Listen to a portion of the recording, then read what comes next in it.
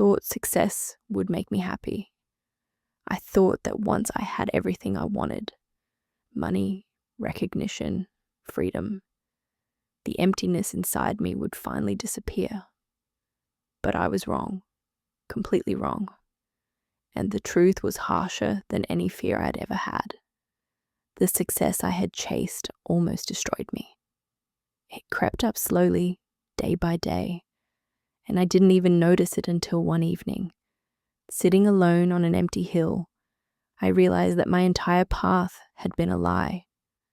I was born into an ordinary family. My mother often said, "Study hard, do your best, so life doesn't leave you behind."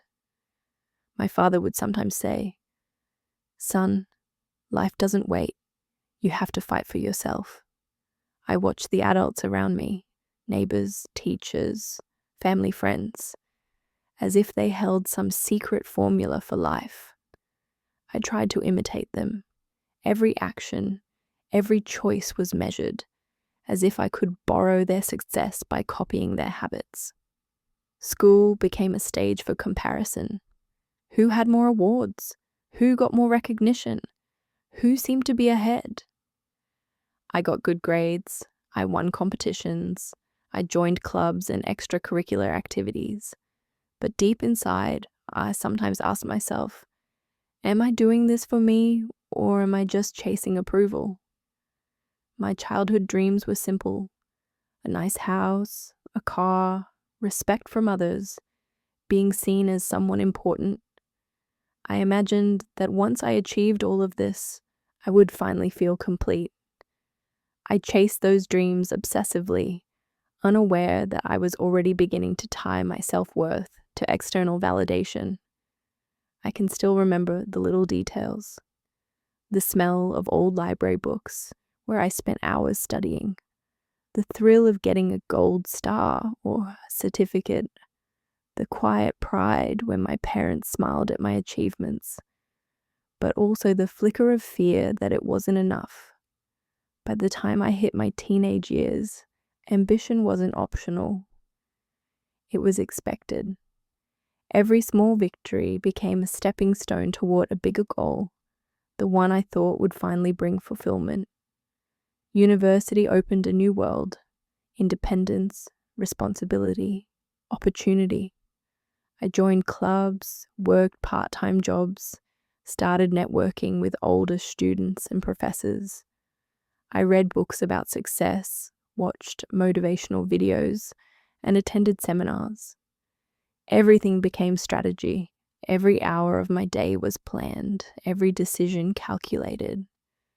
I remember lying awake at night, my brain buzzing with lists and plans, thinking, am I doing this for myself, or for the version of success I feel I should be chasing?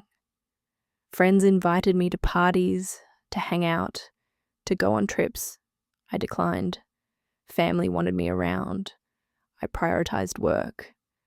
I started measuring my self-worth in grades, projects, and recognition. Sleep became a negotiable luxury.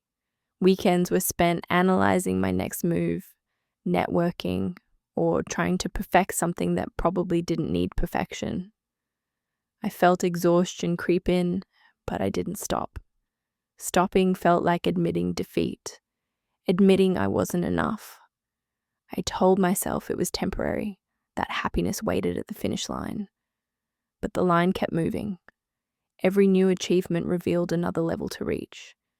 Every compliment came with a whisper of doubt. You need to do more, be more, earn more. After university, I landed my first big win, a high-paying job with prestige, a title that sounded impressive on a business card. I felt unstoppable. This is it. I've made it, I thought, but the joy was short-lived. Every day brought new pressure, deadlines, meetings, targets, performance metrics. I wasn't working for myself anymore. I was working to maintain the image of being successful. I bought things I had dreamed of: a car, gadgets, designer clothes. From the outside, everything looked perfect. Inside, it felt hollow. People would ask, "Are you happy?" I lied. Yes, of course. How could I admit that, even with all these achievements, I felt trapped? Nights were worse. I would lie awake, heart pounding, mind spinning, replaying every decision, every mistake, every what if. Sleep became a stranger, relaxation a foreign word. I questioned everything. Is this worth it? What am I even chasing? But I couldn't stop. Stopping meant admitting I had failed. Friends started drifting away. Family gatherings became rare. Evenings were consumed by emails, spreadsheets, meetings, and constant mental analysis. Fear was a constant companion. What if I fail? What if I miss something? What if it all disappears tomorrow? I realized that success didn't bring peace. It replaced one set of chains with another. Chains of responsibility, expectation, and relentless pressure. The nights were unbearable. I would stare at the ceiling, my mind racing, my body tense. I felt trapped in a golden cage, with everything I wanted on the outside, but nothing that actually made me feel alive on the inside. Every small win felt empty. Every compliment carried a shadow of doubt.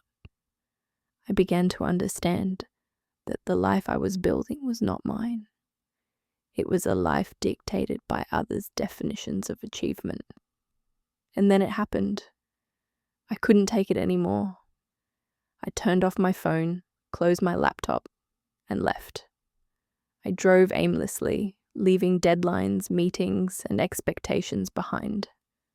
I stopped on a hill overlooking the city, lights shimmering below, and for the first time in years, I felt silence.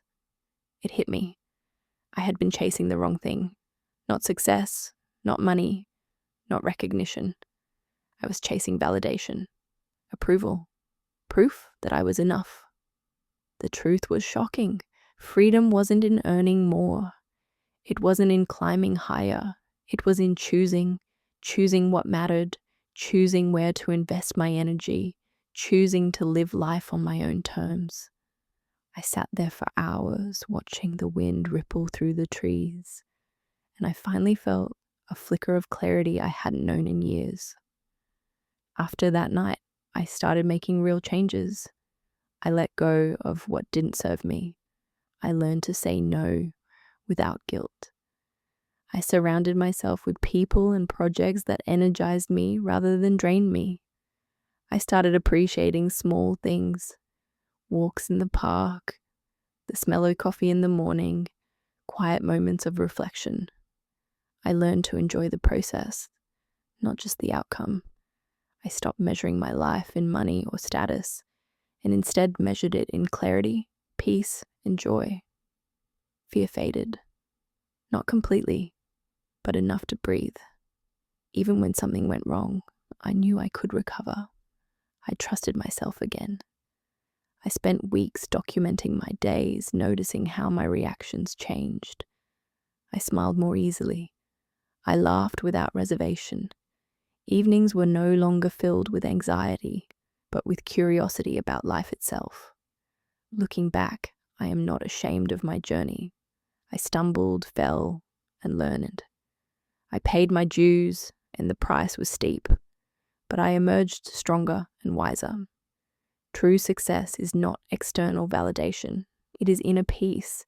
It is choosing what matters over what impresses. It is living for yourself, not for others' expectations. If you are chasing success right now, pause, reflect. Ask yourself what really matters. Success won't make you happy.